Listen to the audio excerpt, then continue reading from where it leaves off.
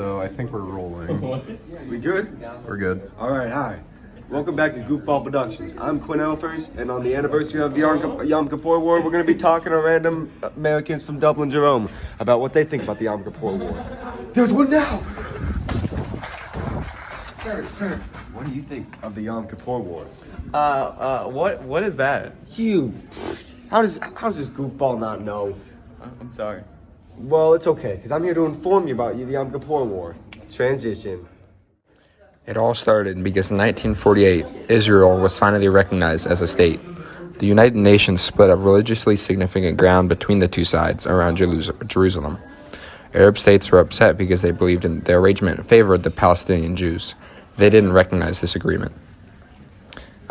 The view of Egypt and the Arab states was in the Six-Day War, they were upset because they lost land to Israel.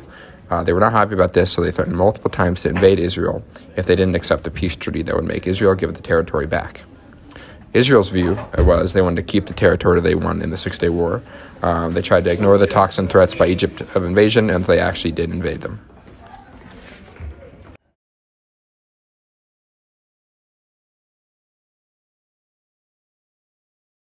All right, man. That's basically the introduction. You got any questions so far? Now, hold on a minute. Stop the recording.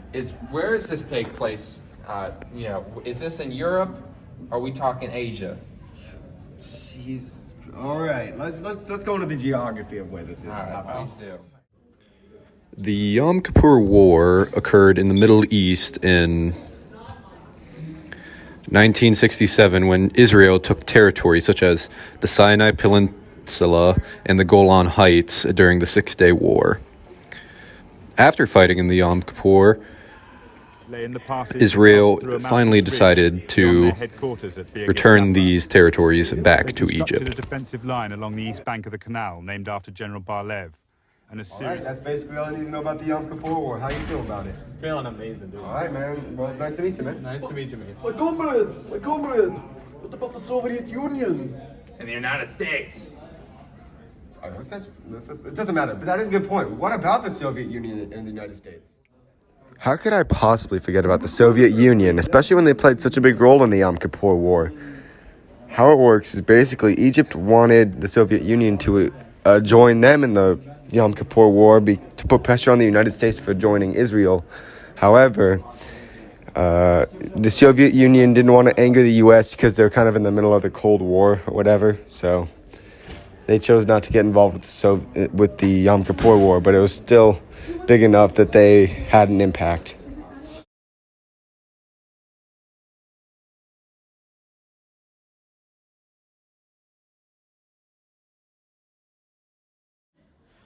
The treaty signed between the two sides for peace at the end of the war is still in effect to this day, and no conflicts have been started since.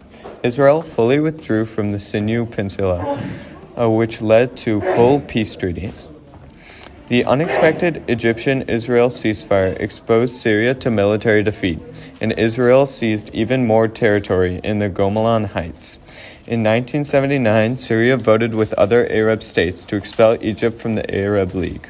The headquarters of the Arab League was moved from Cairo to Tunis. In the following years, Israel and several Arab states began to create economic ties. Even though the tensions were still high, they decided to use each other for mutual benefit.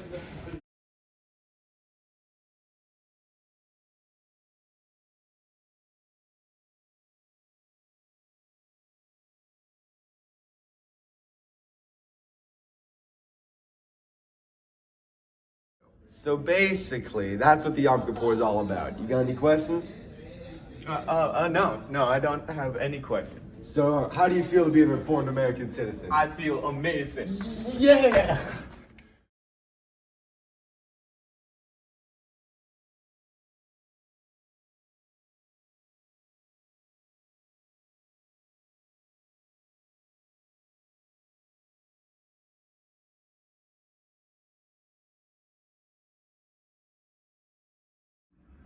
All right, guys, that'll be a wrap on Goofball Productions. I also put on a sweatshirt because I was cold. Remember, don't be a goofball, and I won't interview you.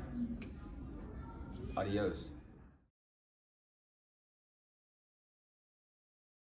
Right, so that's basically all you need to know about the Yom Kippur War. How you feeling about this? Feeling amazing, dude. That's great to know. Nice to meet you, man. Nice to meet you, man. Lefty. But my comrade, what about the Soviet Union and the United States?